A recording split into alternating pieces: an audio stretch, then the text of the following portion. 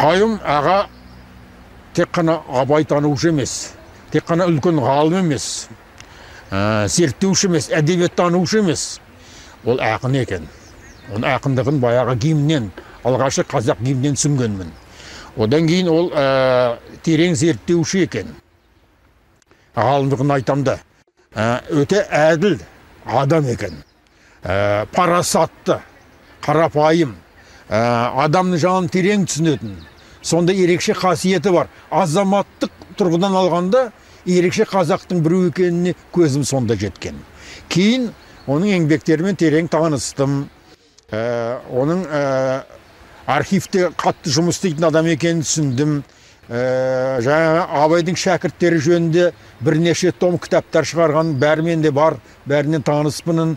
Қайым ағаның тұлғасы, азаматтық тұлғасы бізге осы кезге дейін үлгі болу керек. Біз соған құштар болуымыз керек.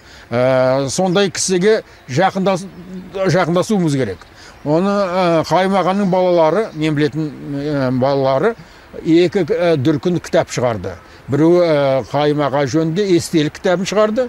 Енді таяуда Қайым ағаның лагерде болғандағы жазған шығармалары, өлеңдері, аудармаларын бәрін жинап, жаңа кітаптар шығарып жатыр. Бұл үлкен абырой, үлкен жетістік. Бұл балалардың парызы. Бұл балалар сол парызын орындап жатыр.